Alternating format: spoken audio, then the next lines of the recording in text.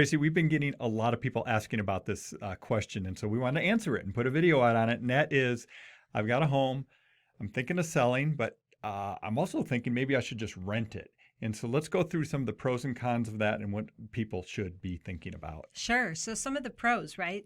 We've seen houses appreciate greatly over the last few years, and maybe you want to hold on to that house and have it keep appreciating and have somebody else pay you while it's appreciating, right? Yeah. And if you have an underlying mortgage, they might be paying it off for you while you're doing something else for your living. Yeah, there's a lot of good financial reasons to do that. Not for everybody, and so you need somebody to help you evaluate that. That's something we can do if you're interested. We're the Venturi group with Keller Williams here in Albuquerque, so just reach out to us. Tracy, if you are going to be renting your home, one of the things you need to consider is it allowed for a couple different ways. One is, does your mortgage allow it if you have a mortgage? So you need to check on that.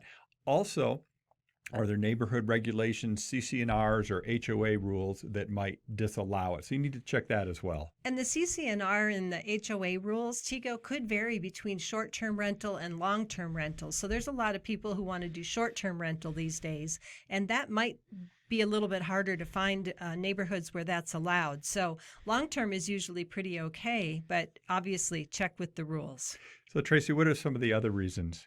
Well, if you're moving and you think there's a chance you might need to move back again, you might want to hold on to that house and rent it out. We've seen that a lot. Job change, life changes, people move somewhere else, and then they want to go back and they want to be where they were. So that might be another reason to rent out your house. Just some financial reasons. That's my deal. Is the obviously the income from cash flow, right? The rental income money coming in.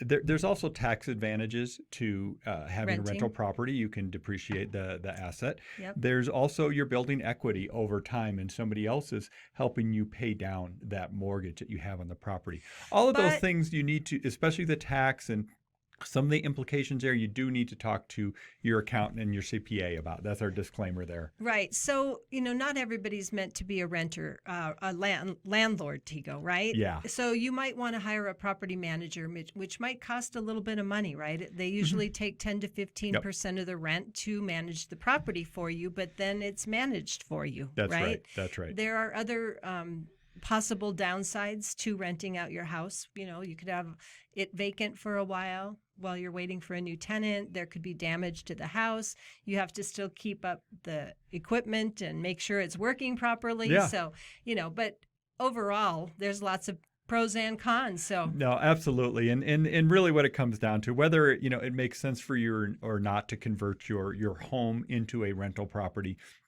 it just has to be right for you. And so if you want any help, picking through some of these questions, just reach out to us. Again, we're the Venturi Group, Keller Williams Realty. You can reach us at 505-448-8888 here in beautiful Albuquerque, New Mexico. Thanks for watching. Take care.